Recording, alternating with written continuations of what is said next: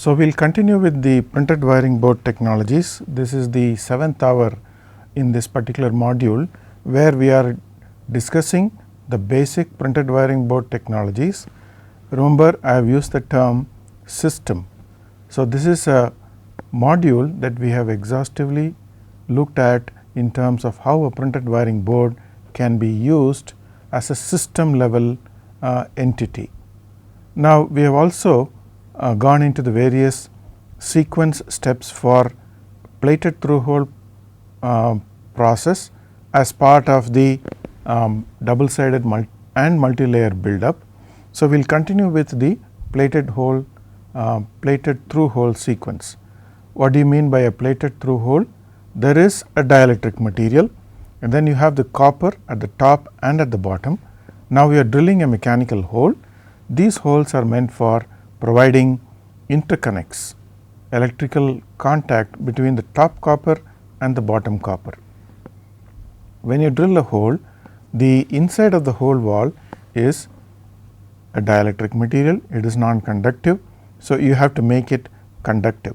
So, the plated through hole process sequence will let you know how a conductive hole wall is established from using a combination of electroless copper and electroplating copper.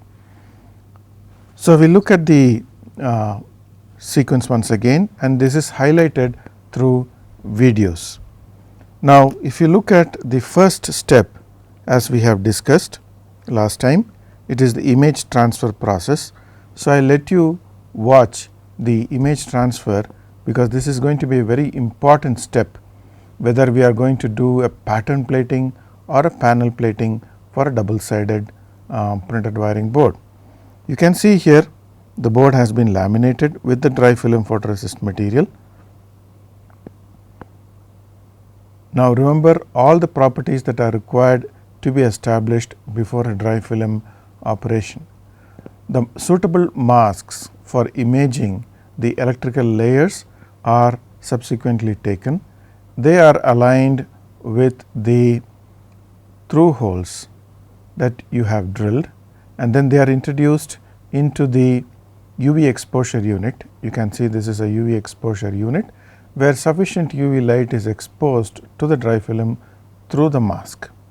Now, this will help establish an image. Now, this image is further stabilized by the developing process. So, the resist will be removed in the unwanted areas, and the resist will remain on the substrate where the circuit is to be protected, or in some cases where the circuit pattern requires additional copper to be added in terms of increasing the thickness of copper on the circuit areas. Now, this is the first step, that is the image transfer. Now, we get into the second step of the plated through hole sequence, which is called the electroless copper plating. So, once again I emphasize, we are not using an external DC current here. We are using a chemical reduction process from a copper rich solution and using some reducing agents to deposit copper onto the surface of the board as well as the through holes. Now, before that, if you look at the video, what we are basically doing is a micro etch.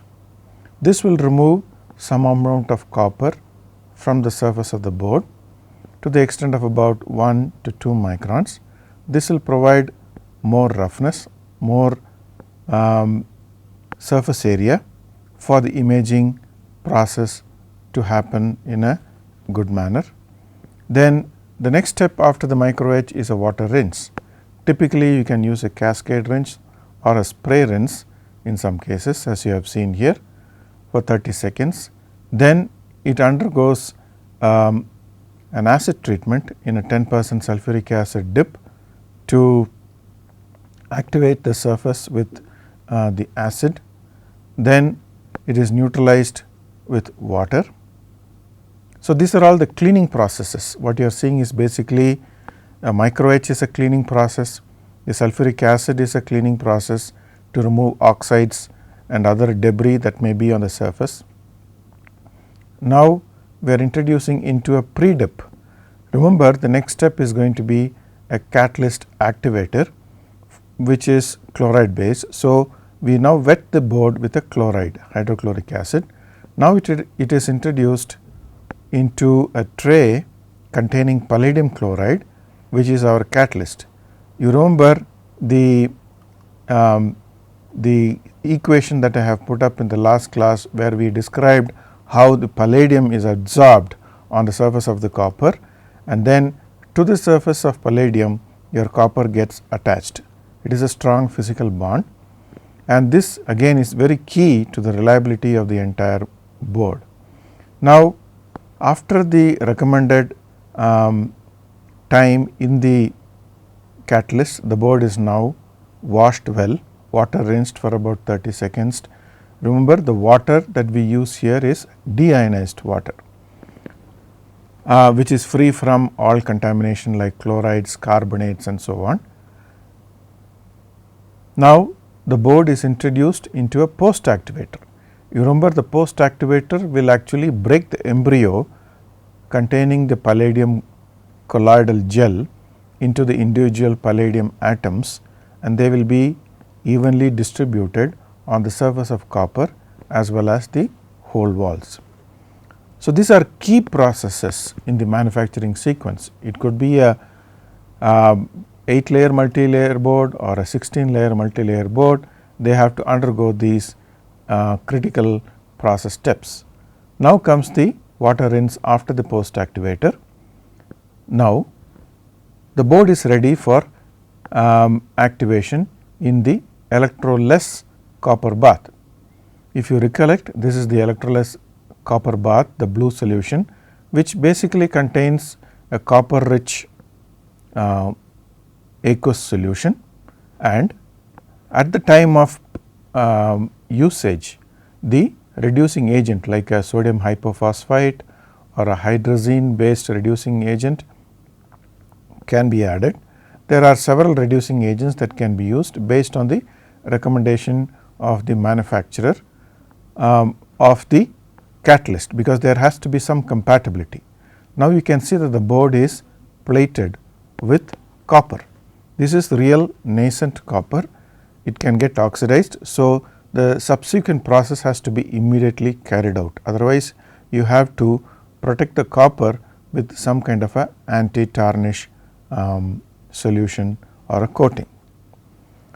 Now, the next step in the PTH sequence is the panel plating process, which means the copper panel or the laminate, the entire panel gets plated, whereas in the pattern plating, as the name indicates, you will specifically open up those areas to receive plating. Now, in the plating process, what you are seeing here is basically a jig is attached to the panel for easy handling, and for the copper plating bath, as you know, there is an electrolyte, there is an anode and the cathode. Your PCB acts as the cathode. Okay. Now, here you see that the technician is now introducing the jig containing the panel, the printed wiring board, which is the cathode, into the copper bath, copper plating bath, and then the current density of about 20 amperes per square feet is now activated for the plating bath. So, you have two anodes on either side, here as well as here. You have the anodes in a bag, so that you get high purity anode getting into the electrolyte. Now, after sufficient time, here in copper plating, you have to calculate the area to be plated. There should be constant agitation, there should be good air circulation, and the distance between the anode and the cathode has to be measured, and accordingly you have to set the current density. Typical guidelines is 20 amperes per square feet, and it depends on what thickness you want to plate. Your final thickness, if it is around 32 microns or 35 microns, accordingly based on the, you can see that this panel is very shiny, a good coverage of copper has taken place on the entire surface of the panel, and if you go deeply and carefully into the microscope at this stage to look into the through holes, they will be well plated. You can see from a side shot here that the holes are well plated with the pure copper. Now, again this is going to be a key step. As the name indicates, in panel plating the entire board is plated. Now, you can do an image transfer on the printed wiring board and then remove the unwanted copper. So, you are now going to protect the areas that you require and then leave out the other areas for etching. Now, we will go into pattern plating. So, here the difference is that you will, after the electrolysis process, do image transfer onto the panel and then mask the areas that do not require additional copper plating. So, for this particular step, you do a acid cleaning first, because the copper that is going to be plated on the circuit areas, the base area needs to be clean for good addition of electro copper. Now, you can see here in this particular shot that the image transfer has been done by means of a photoresist material. Here the blue material that you see here is a photoresist material that has to withstand all the chemical reactions in the plated through hole line, and in some cases, as we have seen earlier, they also act as a etch resist. Now, during the plated through hole process sequence, you cannot ignore any step which includes a water rinse or an acid cleaning or a micro etch process, as the process step indicates, because if you miss out one of the steps or ignore one of the steps, you are going to contaminate one chemical into another tank, and then you will have lot of process variations, and that will affect the final yield. You can see here now that the exposed copper which is going to receive plating is micro etched for about 60 seconds using ammonium persulfate micro etchant. This is basically again to improve the adhesion and to make sure that the electroplated copper adheres well to the pattern area. The dry film, as I said, is going to protect the non-circuit areas from receiving copper. Also, we can see in this particular shot that the panels have a bus bar around the sides, that is basically for the jigs to hold the panel and also to receive the current from your jig through the jig, so that plating or deposition can take place at a uniform rate. Another aspect that you have to see here is, as we watch this video, this is the electrolyte, this is the acid copper bath.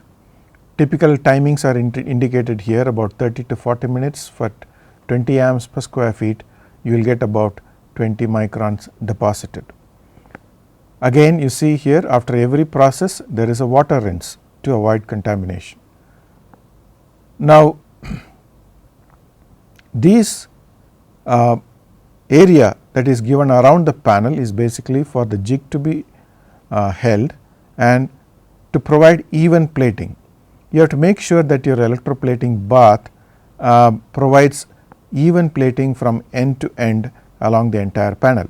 If there is uneven plating, then you will have electrical issues finally, because it is not a complete translation of the electrical design. Now, there is a 10% sulfuric acid dip for about a minute or so, and then it is this copper that is plated exclusively on the pattern areas is now further protected using a acid tin pattern plating, using an acid tin plating bath, which contains a tin rich source, and then typically the current density about 20 amperes per square feet for about 20 minutes. Here essentially we are immediately protecting the copper from atmospheric oxidation by tin plating. You can see here that the entire pattern areas as well as the side bar areas are plated with tin. Now, the tin can act as a etch resist in this case. You can see now that there is a tin plated area, and on the contrast you see the dry film area which has protected the non-circuit areas so far. So, you have now seen what is a pattern plating and a panel plating. Now, we go into the final step of the PTH sequence, which is basically removing the dry film as well as performing the etching operation.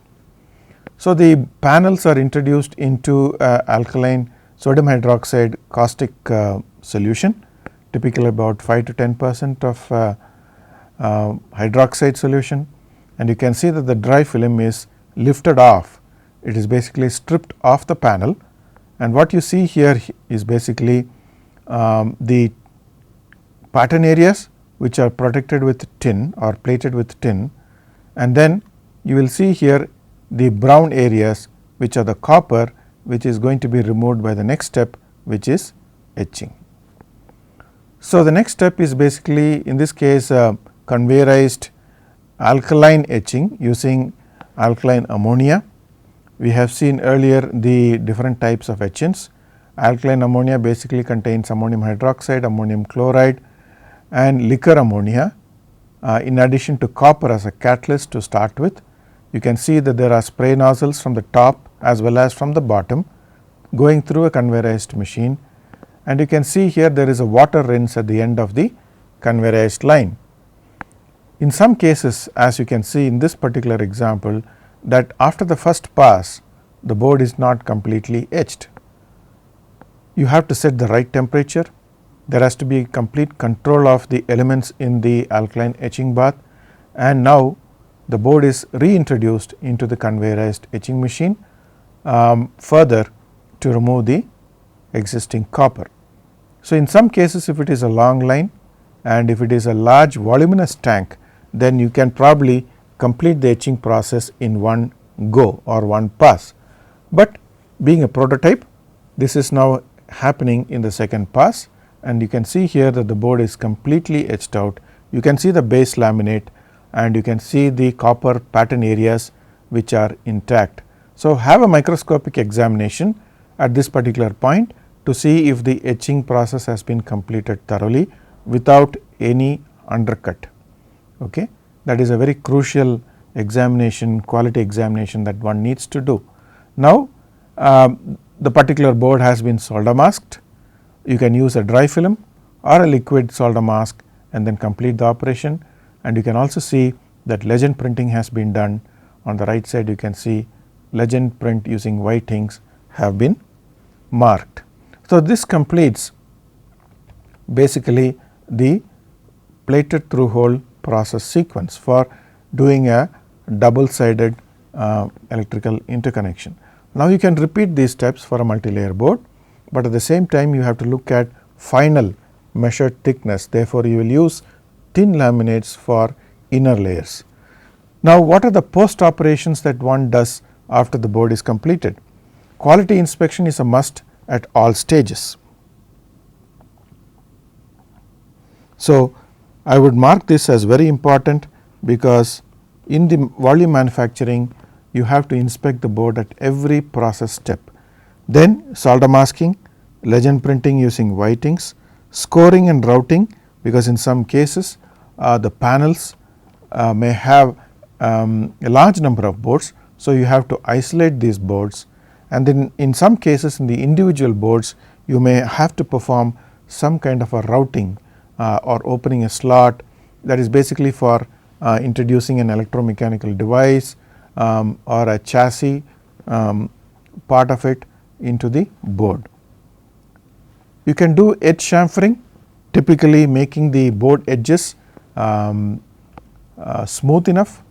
Typically the board edges will be sharp after the manufacturing process is over, but then you can smoothen it out using edge chamfering. Then the board will be done or sent through for electrical testing. In this case it is known as a bare board testing. Here you will do an electrical test that is basically aimed at looking at shorts or open, whether there is a problem in the manufacturing that has resulted in a short or an open. So, these kind of indicators will be given to the manufacturer for every single board. So, you have to qualify every single board for all of these quality inspections, including electrical testing. And finally, the board is packaged according to the recommended packaging material and methodology and then shipped. Now, I mentioned about the plated through hole process sequence. What you will notice is that the board reliability rests on the through hole quality. So, how do I measure the quality of plating and the thickness of the copper plated inside the through hole wall of the printed wiring board? Obviously, you cannot examine every hole. So, you have to prepare some coupons from probably 1 in 10 panels that will give you an indicator of how your plating bath and how your processes work. PWB microsectioning is one such example where you prepare coupons for testing the quality and testing the nature of your plating process, because that is a key to the yield part of it in manufacturing. So, I will take you through this video where we show you how to prepare a sample of a plated through hole, which will be used for analysis and also measuring the copper thickness. Now, basically we will prepare some test coupons using some epoxy material, and then we will zero in on the site where the sample needs to be measured, and then microscopically look at whether there are cracks, whether there is a delamination from the base substrate, and the nature of deposit, whether it is porous or hard, and whether it is having the required thickness. You see in this particular instrument, which is basically a sawing machine, where you can see here the PCB, a small sample which contains the through holes has been clamped, and then you can see here that there is a saw, typically a diamond saw, that is activated. There is a liquid here, typically water, to remove the heat while the sawing cutting process is on. The board is introduced to the saw. Now, cutting takes place at slow speed because you do not want to damage the sample, and the cutting is now taking place typically at the through hole, okay, right near the through hole. So, you do not want to damage the through hole, you are going to cut this very close to the through hole, and then using polishing methods you are going to approach the site. Here you can see that the technician is introducing the PCB which contains the through holes. You can see the through holes into a template. Now, you can see here this is a template which is now introduced into a container, and here you can see we are now mixing an epoxy material, and on the right you will see a hardener is being used. So, based on the recommendations of the manufacturer, epoxy and its suitable hardener is mixed thoroughly without air bubbles and slowly introduced into the plastic container which contains the printed circuit board coupon. Now, here you have to make sure that you do this process very slowly. Lot of heat will be generated. This is an exothermic reaction, and you have to introduce the epoxy material slowly into the container to make sure that there are no air bubbles. So, typically you can keep the epoxy material to stabilize enough after it is mixed for about 10 to 15 minutes and then introduce into the container. Now, this is a quick set polymeric material. It will set quickly in about an hour. Now, you can see here that the coupon has been completely set. You can now release it from the container.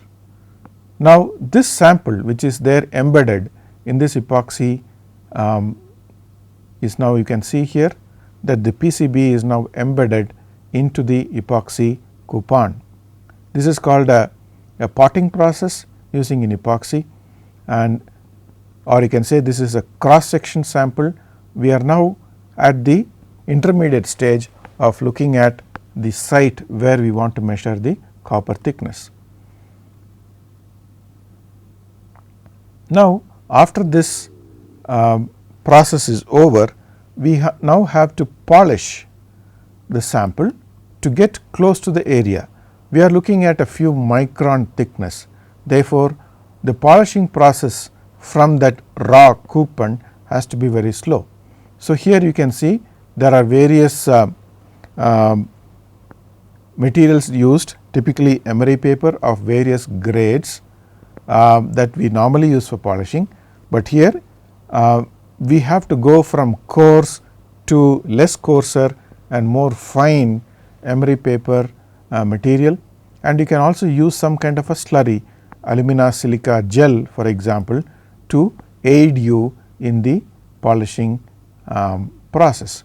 So, this container which contains the paper, emery paper, also holds the sample that we have just prepared, and then using some kind of a slurry, typically water, and you can see here alumina silica gel is now introduced and then continuously polished at very slow rates or at high rates initially, and then slowing down the rate of polishing. Here you can see the surface of the coupon as was done after the coupon was released from the plastic container. Now, after polishing, you will slowly approach the PTH area. You can see here very carefully the two plated through holes and the copper very clearly visible to the naked eye, and you can now introduce it into the various microscopes that you might have and also measure the dia as well as the thickness. So, typically this is a important and a must process in the volume manufacturing also. So, when the drilling process starts for certain panels, they will drill these coupons of various drill sizes, and then the quality team will have to do samples for each of these coupons or earmarked areas, and then they have to report back to the manufacturing line about the quality of the deposit and how much tighter control they have in the deposition rate, because here the electrical performance is going to depend on the thickness of the copper deposit that you are the manufacturer can provide you, because you can't plate too much of thickness of copper more than necessary, and also you can't have lesser thickness other than the specified. So,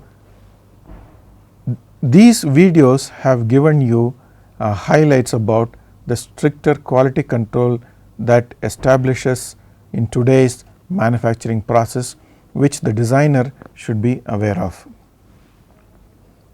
Now, we look at the post process, for example, solder masking on bare copper. It is called SMOBC. Now, you have protected copper with tin, but tin is not a good base for applying solder mask. It can peel off because the surface of tin is very smooth. It does not provide good adhesion. So, typically some people opt for applying solder mask directly onto the bare copper after treating the copper sufficient enough to hold the solder mask. So, what are the steps for SMOBC? Plug all the through holes by either tenting using a dry film process or ink printing using a stencil or a screen printing process.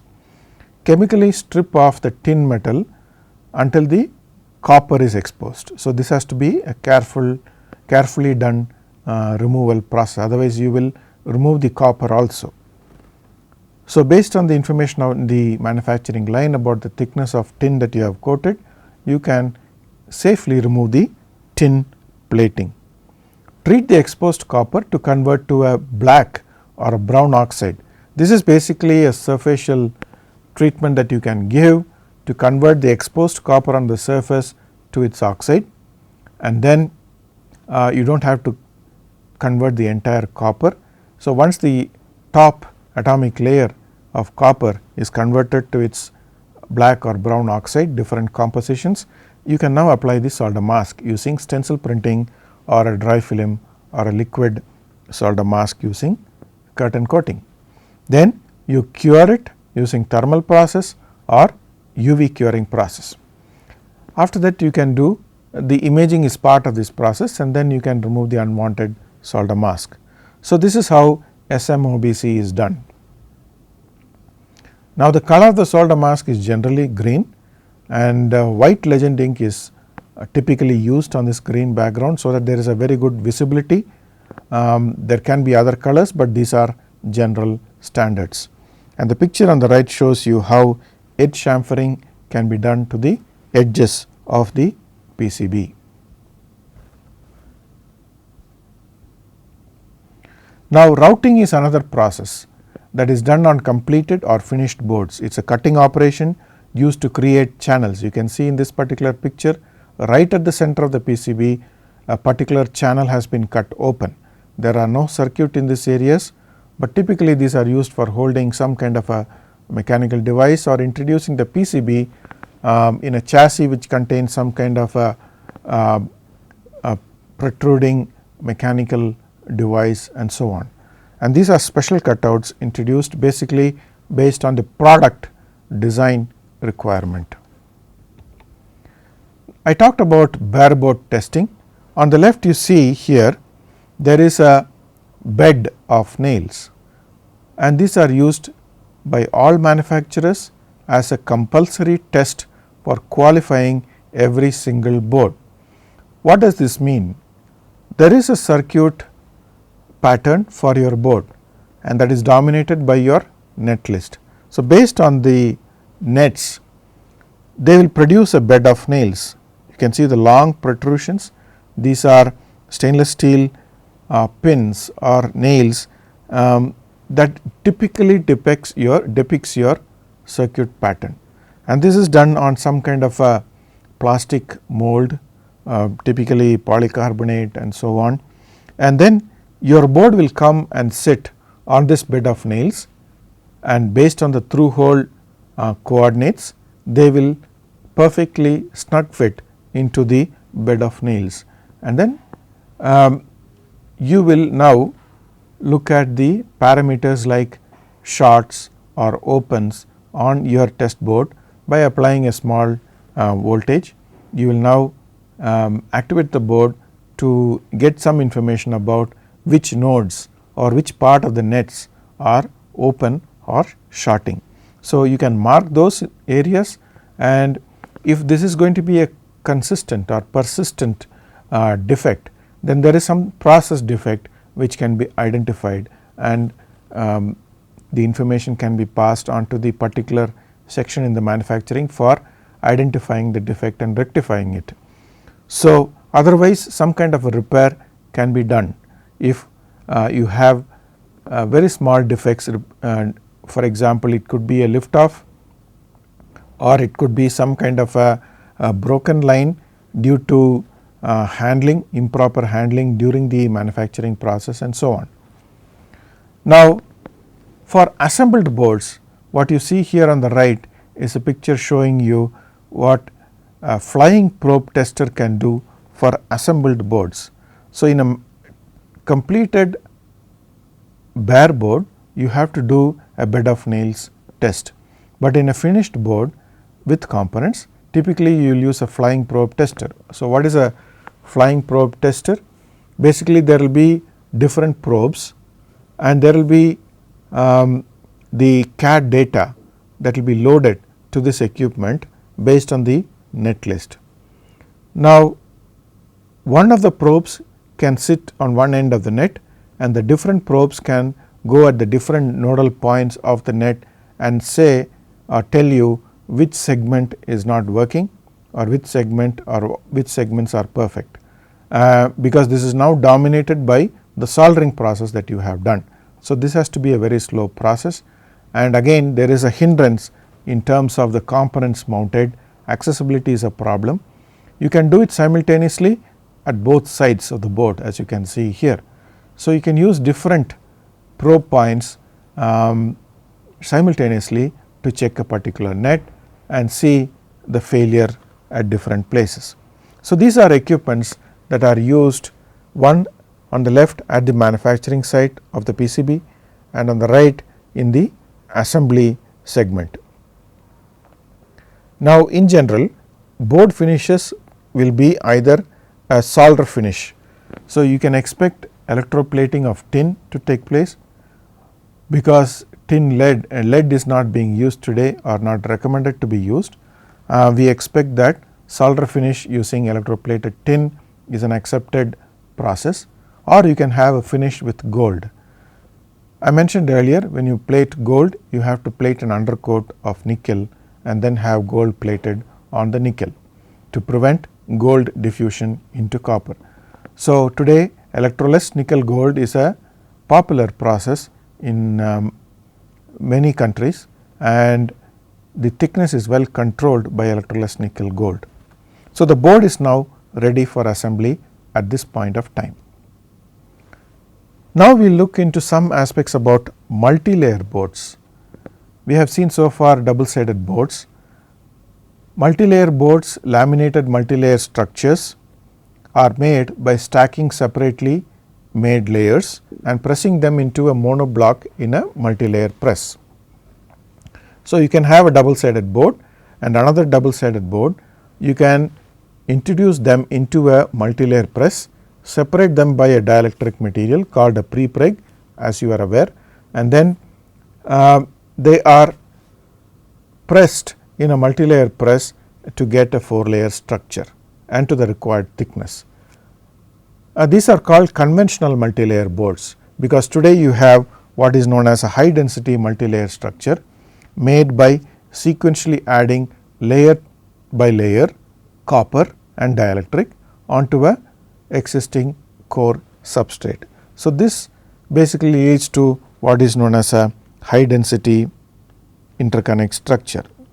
You are aware of the term high density interconnect structure, where we are typically talking about existing core layer.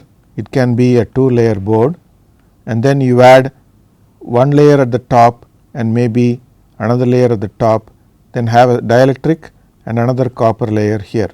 So, you can have 5 layers built by sequentially adding copper and dielectric material. So, the construction of laminated multilayer structures, the key raw materials are, you should have thin core laminates. Typical dimensions could be from 0.5 mm to 1.5 mm. Prepreg material 0.5 mm or even downwards 200 microns 0.2 mm to 1.4 mm. These are all based on the kind of final dimensions that you require as per your design. Treated copper foil, because as you build the multilayer structures, you are introducing copper foils in some cases, or you can also add copper by plating. So, typical thicknesses are from 10 to 35 microns. Again, these are dependent on the electrical design specifications. The manufacturing options will be, first, copper foils will be bonded with a prepreg material. So, this is the conductor and here you have the insulator. These will be introduced into the multilayer press along with the core, and then structures can be layers can be increased. The second point is using rigid laminates bonded with a prepreg material. Okay. So, we are going to see both of these options. So, in this second case, rigid laminates, let us say a 4-layer board is now introduced with 2 prepreg layers, one on top at the bottom, and then you can have copper foil on both sides to get a 6-layer board. Let us look at a case study or an example for a 4-layer multilayer board construction. The option 1, the first thing here is stack bonding 2 double sided boards using a prepreg material. Now, assume that you have done this part. This is a double sided board. You can see here there is copper, you can see here there is copper, and this is a two-sided printed wiring board. Similarly, here this is a two-sided printed wiring board, which you have done as per the process that we have just described. Okay, this is the copper, here you have the copper. Now, the design has been in such a way that if you introduce these two layer boards together using a set of prepreg materials, here in this particular example I have shown you there are two prepreg sheets. The thickness can be varying from 200 microns to let us say 500 microns for each of these. Introduce them and then stack them together and send it to a multi-layer press. Now, the boards will become the epoxy will melt and then they will nicely sandwich between the two double sided boards. Later, you can now introduce a through hole from the top to the bottom to let us say interconnect layer 1 to layer 4. We can also build copper on one side by adding the dielectric material, or you can do the imaging process at the top layer and the bottom layer subsequently after the drilling process is over. So, for example, if you want to interconnect layer 1 to layer 4, you can drill a through hole and then you can make it conductive, and you can access from here to here by using a plated through hole process sequence. So, these are the design variations which can be very clearly explained for the manufacturer as to what you require. The second option is that you can do a stack bonding of a double sided board and adding copper foil for the final two layers. So, in the first case all your imaging is complete, and now here we are talking about a double sided board. In this particular case, a double sided board with the copper and the dielectric material. Imaging is complete. Now, we are introducing the prepreg material here, and then this is the copper foil, again another copper foil. It is now sent to a multi-layer press. So, at the required or specified temperature and pressures, there is good bonding. Now, you can again introduce a through hole. You can do imaging here, image your copper areas at the top and the bottom, and then establish connection between layer 3 and 4 in this case as notified. So, here again you will do a dry film process, you can do a pattern plating if you require. It depends on what kind of copper foil thickness you are taking, typically it will be very thin. Then you can add enough copper to create your required copper thickness top and bottom. You can also establish connection between the layer 1 to the inner layer of copper. Here again you can do that and you can make it conductive. This whole wall can also be made conductive. So, this is a through hole. This is typically a blind via. This is again a blind via, and here you may probably have through holes which will now become a buried via. So, these are the various schemes. So, in a nutshell, what are the major steps in creating a 4-layer board? Process a double sided board or let us say 0.8 mm core. Your starting double sided board will be 0.8 mm. Now, you lay a 0.4 mm thick prepeg on either side, right. So, it is almost 1.6 mm thickness now. Then you add 35 microns of copper on top of the prepreg on either side. So, that completes the copper construction. Introduce it into a lamination press, specified pressure and temperature. It is a very slow process. Now, cool it to room temperature, drill the required via holes to connect the top and the bottom. Then plate the through holes through the sequences that I mentioned earlier, pattern plate top and bottom, and then post finish using tin or you can use nickel gold. Then it goes for solder mask, then it goes for legend printing.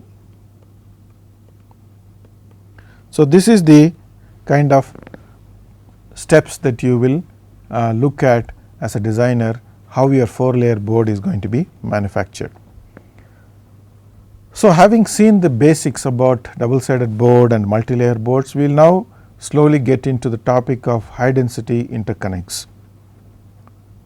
The interconnect hole formation, as you have seen here, basically is by through hole, buried or blind vias. They are typically done by mechanical drilling, but here in mechanical drilling there are certain limitations. What are the limitations? They are basically the size of the drill bit, the size of the via that you can drill. Today's modern equipment can drill very safely, let us say up to 0.3 mm or 300 micron, but below that, let us say if you want to do 0.2 mm, 200 microns, it is expensive because the drill bit is expensive. The equipment also becomes expensive because of the high RPM that you have to use for lower drill bit sizes. But today we have mechanical drill equipments that can drill up to 0.125 mm, 125 microns. So, lot of quality control needs to be there, especially if you want to plate a through hole which is having a high depth. When you are using lower drill sizes, you have to make sure that the thickness is small, so that you can maintain the aspect ratio. The other options today that is available for building high density interconnects is to use laser drilling and do away with mechanical drilling. What are the lasers that you can use? You can use carbon dioxide laser or YAG. YAG stands for yttrium aluminum garnet. So, basically you are going to use excimer laser, or you are going to ablate or burn away the material in order to produce a hole. So, if there is a substrate, you are going to burn away this material here and then remove the dielectric material, so that you get the hole. Now, the process looks simple on description, but again we are talking about the quality of the hole that is required if you are going to use laser drilling for a through hole with a moderate aspect ratio, and then follows the adaptability or the conditions of the hole wall for subsequent electrolysis plating. Because if you drill a hole wall which has got a lot of debris and defects, then it is going to be reflected in your electrolysis copper plating. Therefore, one has to be careful about what kind of methodology you are going to use. But laser drilling equipments are becoming very common, they are affordable, and they have indicated that you are going to get a very high throughput and yield in terms of number of PCBs produced using these laser drilling machines. The other step is using a photochemical via, where we use a liquid photo definable dielectric layer, and you are going to use photolithography to open up the via from this very thin dielectric layer material. So, it can be either a liquid or a dry film, but the dry film photo definable dielectric layer is not available in abundance. So, most people tend to use liquid dielectric layer material to produce photo definable micro vias. So, when you use these kind of methods other than mechanical drilling, we are talking about producing micro vias, not the vias that we normally use for component mounting, which is plated with copper. So, micro vias by definition is typically those vias which have dimensions of 150 micron and less. Today it is redefined as 125 microns and less. So, the methodology for micro vias can either be laser drilling or photochemical via formation. There is another method called wet etching, but it is not it does not produce the kind of results that we expect for these kind of high density interconnect structures. plasma, using a dry plasma etch has been tried in prototyping. It produces better results in terms of the whole wall definition and the kind of undercut. When you talk about etching, there is always a problem with undercut, and wet etching produces high undercut compared to a dry plasma etch, but it is a very slow process. We look at the different interconnect hole formations from these figures. The photovia formation happens this way.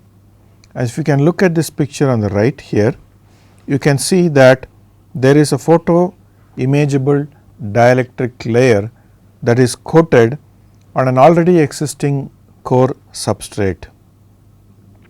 You can see the yellow lines, that is the photo imageable dielectric material that is coated. It tends the through hole, and it also covers the non-circuit areas on the board. The red areas are the copper patterns that have been established already. In the second step, you can see that an imaging process is carried out, a photo patterning process is done. If you can show this picture clearly, completely, that the microvias are generated here. The microvias are generated here by a photolithography process. Now, the next step is doing electrolysis copper plating process. Now, you can see here a thin layer of copper has been formed using electrolysis copper.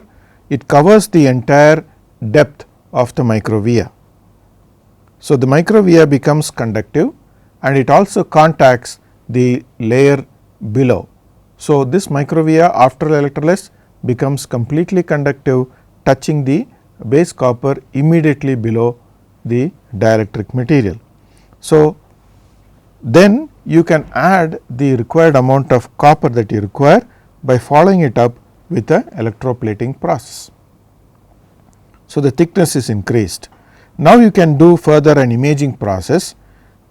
Okay, you can do another imaging process, and then you do a print and etch and then define the tracks and the pads. So, you can repeat this process a number of times to get the number of layers. So, this is the essence of a photovia formation. This can be done at the top of the copper or top of the printed circuit board core, and also it can be done at the bottom. You can do it separately or simultaneously. The only thing is that there should be very good registration between the microvias and the through holes or the patterns and the pads that you have defined. So, you have to generate masks for each of these layers. On the left, if you see, we are going to now talk about laser drilling and how you can use laser drilling for sequential build-up circuitry. So, you have a base core that is already generated, and you are adding a laminate RCC, that is resin coated copper foil. You can see here this is introduced, and then there is a lamination process that is done. So, the dielectric will ooze out upon the temperature and pressure that is applied. Now, you can drill on top of the copper and the dielectric using UV YAG laser, yttrium aluminum garnet. It is basically an ablation.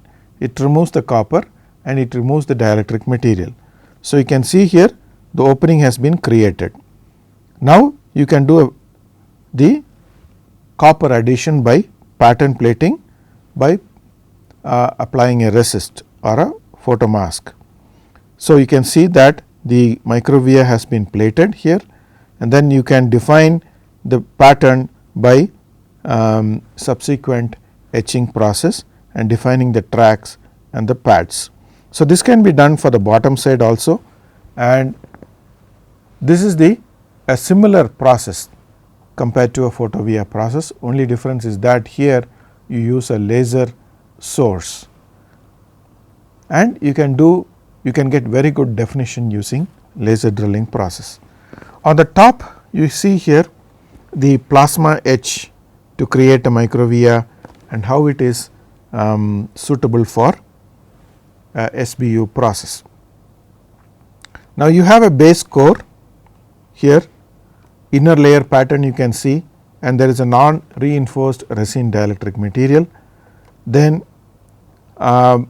you create a window by etching and then introduce the plasma etching. So, basically the plasma is generated in a chamber where, for example, you have two gases, let us say CF4 and oxygen interacting together, and you get a plasma from the resultant free radicals or ions at higher frequencies. Now, these resulting ions or free radicals will react with the dielectric material, and basically it is a slow process, but you can see here the material is ablating, the dielectric material is removed here, you can see in this particular figure, and then the copper etching is done basically to remove the kind of protrusion that you can see here that the plasma etch has not taken care of.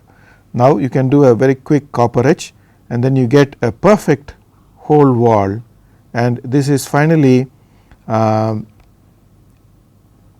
converted into a interconnect by plating. You can do electroless plating followed by an electroplating to get a well defined hole wall.